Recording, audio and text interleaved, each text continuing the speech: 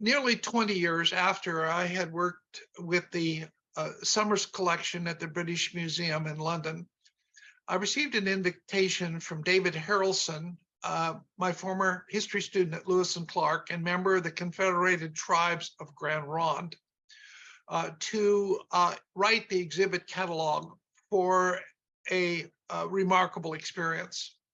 It had taken more than 2 decades of negotiation for the Grand Ronde people to secure a loan agreement from the British Museum in London to bring select items from the Reverend Robert Summers collection to exhibit at their Chalu Tribal Museum.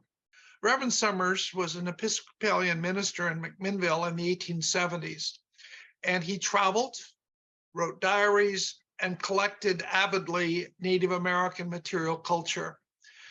These collections had never been exhibited and were deposited at the British Museum in 1900 by a friend of Reverend Summers. The tribe was able to secure this loan agreement, the first time a Native American tribe had ever been able to borrow from the British Museum.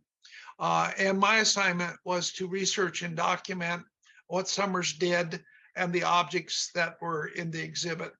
Well, this led to a really wonderful experience and the publication of a handsome book called Rise of the Collectors that involved covering the historical and ethnographic context of the objects of material culture of the Kalapuya and coastal Indians of Western Oregon, whose works were so handsomely represented in the Summers collection.